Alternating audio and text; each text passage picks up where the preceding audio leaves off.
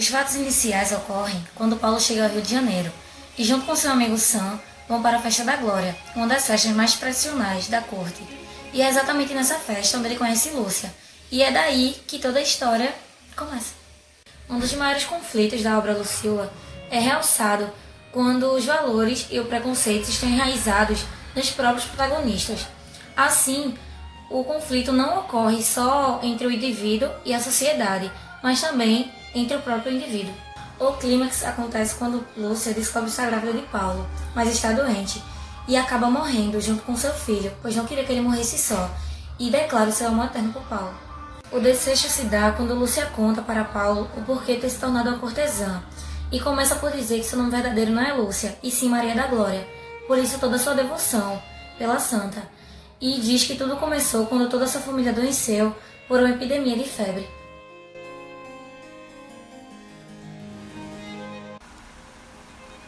Então, vou falar, sobre os personagens da obra literária Lucila.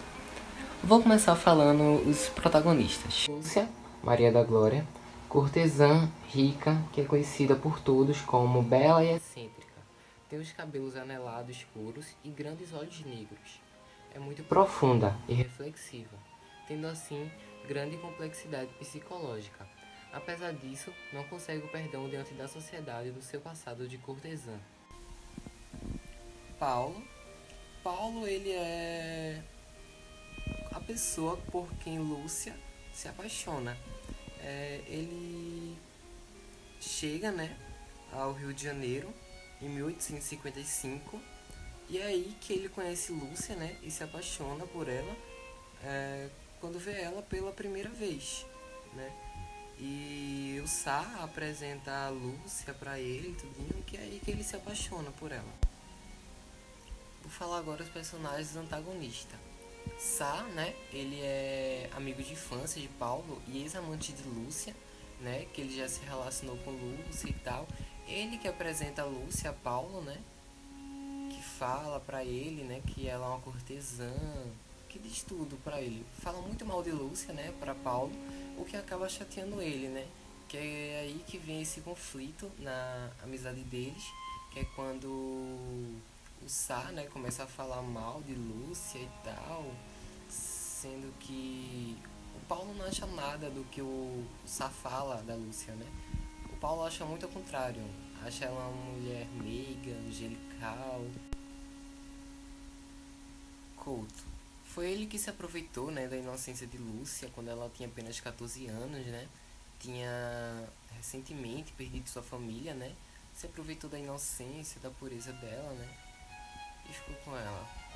E Cunha, que também, feito Sá, não gosta de Lúcia, desde que ela o deixou, quando ele foi contratar para os seus trabalhos e tal. Ela o deixou ao saber que ele tinha deixado a sua esposa sozinha em casa, chorando. Então, vou falar agora algumas características, que citaram lá no enredo da obra, sobre os protagonistas, Paulo e Lúcia. Começando por Paulo. Então, lá no capítulo 4, página 23, fala: E eu, porque reparei no seu traje, na cor de sua sobrecasaca, em tudo, até na sua bengala. Não esta, a outra era mais bonita, tinha um castão de marfim. Eu vou falar agora, alguma característica de Lúcia, citado no enredo, também no capítulo 4 e na página 23, que é o vestido, joia, o penteado, o leque, aquele que o Senhor apanhou.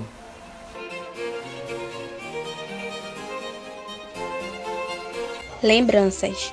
No primeiro dia do ano, Paulo foi encontrar sua amada, que se chamava Lúcia. Ao chegar em sua casa, Paulo percebeu que ela estava com um semblante de medo. Eles foram ao jardim e conversaram, e trocaram palavras afetuosas um ao outro. Mas Paulo não se contentava com o semblante de sua amada. Então ele decidiu perguntar: Lúcia, aconteceu algo? Você está com um semblante de medo. Ela lhe respondeu: Não é nada, Paulo. Tenho que entrar, pois não estou me sentindo bem. Lúcia entrou para não falar nada a Paulo e também porque realmente não estava se sentindo bem. Ana, irmã de Lúcia, ao ver ela passar mal, lhe aconselhou a contar a verdade a Paulo. mesmo ela tendo medo.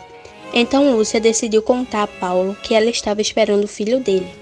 Ele ficou abismado com a notícia e Lúcia ficou com muito medo ao ver sua reação. Porém, ele disse que estava feliz com a notícia e iria lhe dar todo o apoio que precisava. Durante o período de sua gestação, Lúcia sofreu muito, pois sentia muitas dores. Em todos esses momentos de dificuldades na gestação, Paulo ficou sempre ao seu lado. Em uma certa noite, Lúcia sentiu fortes dores. Então Paulo chamou o médico, pois ficou muito preocupado. O médico chegou e foi diretamente a Lúcia. Percebeu que já estava na hora dela ter seu filho. Mas infelizmente, Lúcia teve certas complicações em seu parto e acabou não resistindo. Paulo ficou muito entristecido, mas ao mesmo tempo feliz, fruto do seu amor com Lúcia. Dali em diante, Paulo passou a viver com apenas as lembranças que tinha de Lúcia e cuidando de seu amado filho.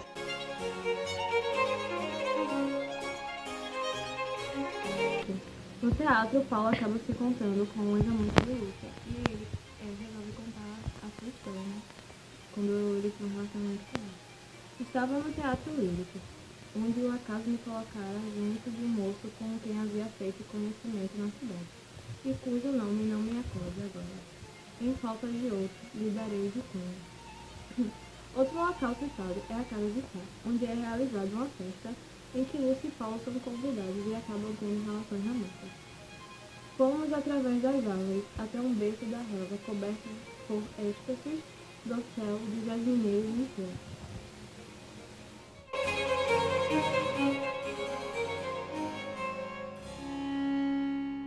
Como é caracterizado o tempo no correr do livro de Lucília?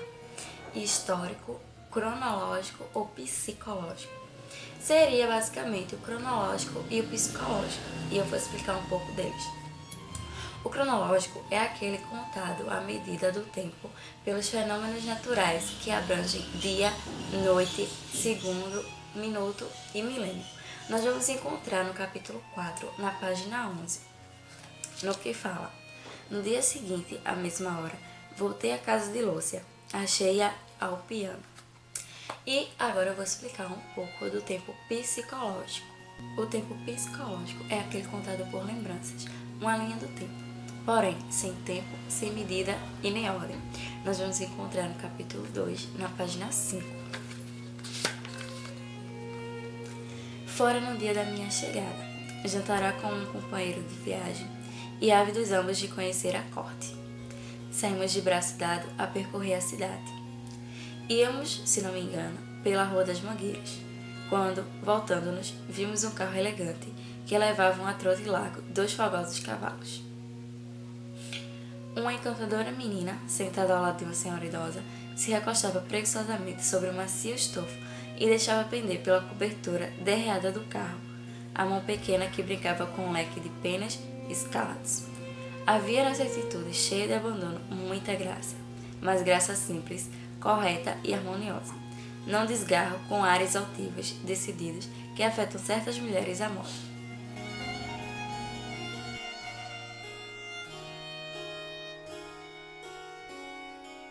Era primavera, festa da glória. A última vez que tinha vindo ao Rio de Janeiro foi em 1855. E meu amigo de infância, Sá, era um pessoal muito pleiteado pelo povo. Logo avisti aquela moça, flor cândida e suave. Admirei-lhe do primeiro olhar, um talhe esbelto e de suprema elegância. Ela estava vindo em direção de Sá. Logo vi que ambos se conheciam. Logo perguntei: Horas, quem é esta bela e excêntrica moça? O nome dela é Maria da Glória. É uma moça muito dócil e estou prestes a me casar com ela. Só falta falar com seu pai. É uma bela senhora. Já vi que seus gostos não mudam. Lúcia chegou até Paulo e Sá. Feliz e muito apaixonado por Maria da Glória, a apresentou para seu grande amigo de infância. Paulo falou com Lúcia em particular. Saiba, Lúcia, que não é a primeira vez que nos conhecemos. Já vim em Recife há um tempo atrás. Estavas acompanhada e sei que aquele era o vosso marido. O que te faz sair do norte do Recife até o sul do Rio de Janeiro? Creio que o senhor tenha se confundido. Já fui sim no Recife, mas jamais acompanhada de algum rapaz, e muito menos casada. Sou uma senhora de respeito, e a última vez que visitei o Recife, estava com meu pai.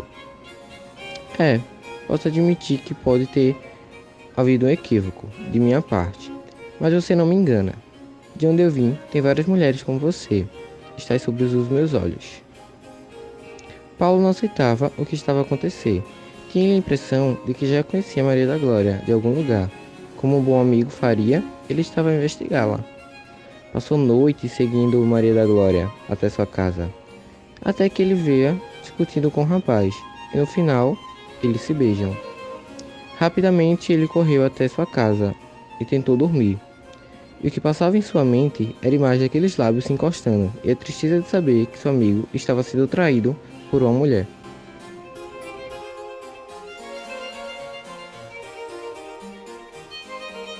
Meu nome é Andriele Renalho, eu vou falar sobre qual o foco narrativo do livro. O foco narrativo do livro é de primeira pessoa, pois o personagem ele participa dos acontecimentos, ou seja, ele é narrador-personagem.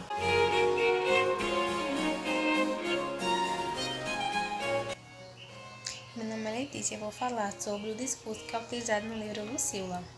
No livro é utilizado o discurso indireto livre, e estuda romance de primeira pessoa, ou seja, não é Alencar que narra diretamente os fatos, ele o fez de um próprio personagem que viveu todos os episódios, que no caso esse personagem é Paulo, que também foi quem fez as cartas para uma senhora, relatando a história de amor que viveu com Lúcia, há mais ou menos 6 anos atrás.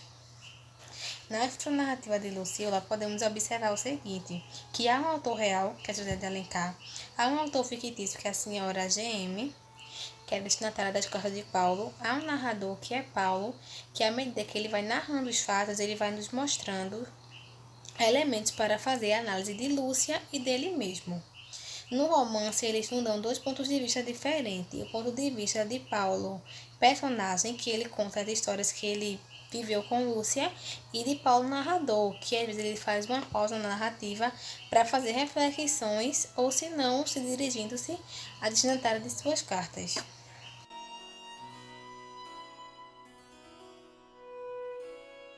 Conto Novo Recomeço. Certo dia, Paulo e Lúcia foram convidados para uma festa na casa de Sá. Chegando lá, eles conversaram. Lúcia se mostrando submissa e com ciúmes dele. Segundo ela, ele estava com outra. Você veio aqui atrás de outra, Paulo. Eu não consigo te compreender, Lúcia. Você fica com outros homens. Não é uma mulher para mim. Paulo, se você quiser, eu deixo tudo e fico só com você. Ele, confuso, responde: o que as pessoas iam pensar de mim como uma mulher como você? Não quero nada com você, Lúcia. Após o fim do diálogo, Lúcia, com raiva de Paulo pela rejeição dele, decide fazer uma coisa: sobe à mesa e se mostra a todos.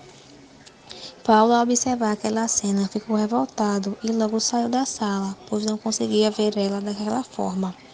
Todas as cortesãs que estavam ali se recusaram a ir, argumentando não serem tão baixas e desprezando a atitude de Lúcia, que logo escuta e responde: todos aqui vendem seu corpo de alguma forma, então não falem de mim.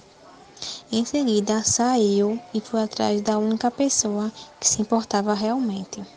Encontrou Paulo no jardim. Lúcia chorava envergonhada por ter agido assim e prometeu que nunca mais se comportaria dessa forma. Você me perdoa, Paulo? Eu estava tomada pela raiva da rejeição. Me desculpe, isso nunca mais irá acontecer. Paulo, confuso com tudo aquilo, não sabia o que fazer. Eu te perdoo, Lúcia. Vamos deixar tudo isso e se mudar para outro lugar, que ninguém te conheça. Vamos construir uma vida longe disso tudo. Lúcia fica feliz e concorda. É o que eu mais quero, Paulo.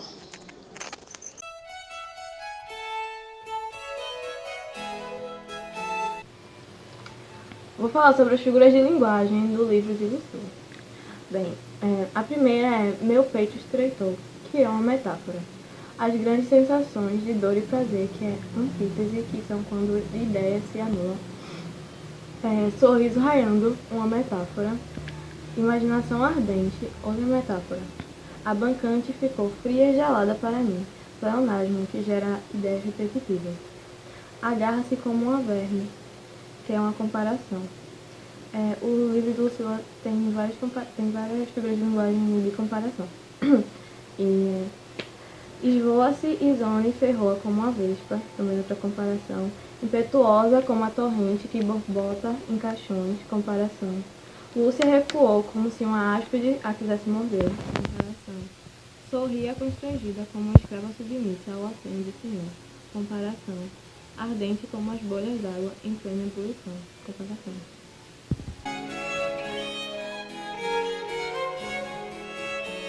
No critério de descrição, predomina a subjetividade, pois ela permite a reflexão e a especulação do indivíduo.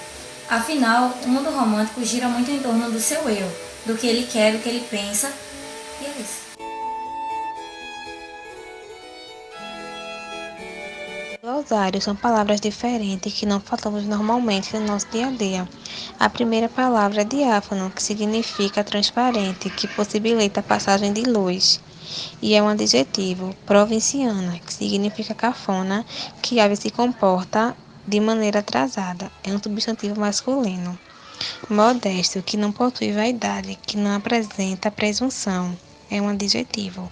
Reminiscência, recordação do passado, o que se mantém na memória, e é um substantivo feminino. Ávido, que se deseja muito, que espera ansiosamente pela realização de alguma coisa. É um adjetivo.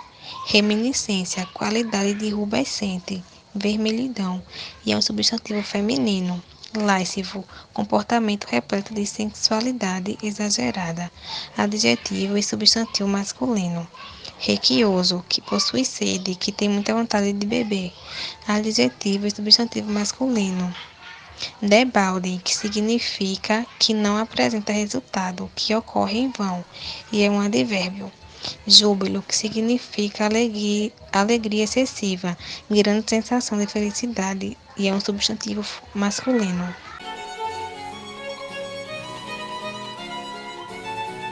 Vamos ver algumas orações coordenadas e subordinadas. Vamos dar início com as orações subordinadas. Nosso filho, Paulo, o teu, porque ele era mais teu do que meu, já não existe. Oração subordinada adversativa comparativa. Que bonita cidade que é o Recife. Oração subordinada adjetiva explicativa. Para que te prestas a estas coisas? Oração subordinada adversativa final. Agora iremos para as orações coordenadas. Então já vê que não me podia. Oração coordenada sindética conclusiva. Vê-se tudo, mas fruta-se aos olhos a incidente nudez. Oração coordenada sindética adversativa. Não tenho paciência nem gosto para estas coisas. Oração coordenada sindética aditiva. Sentamo-nos 2 a 2, porque só havia na sala 4 cadeiras. Oração coordenada sindética explicativa.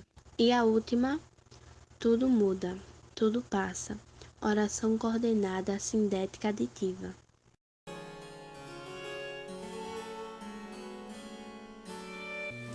Quais das 6 funções de linguagem prevalecem no livro de Lucila? Eu vou citar 2 e vou explicar. A emotiva ou expressiva, que é o envolvimento do emissor, tanto nas suas opiniões, inquietações, sentimentos, centrada nas expressões do seu próprio eu. E a outra seria a referencial ou denotativa. A referencial ou denotativa é quando o objetivo do emissor é traduzir a realidade visando as informações.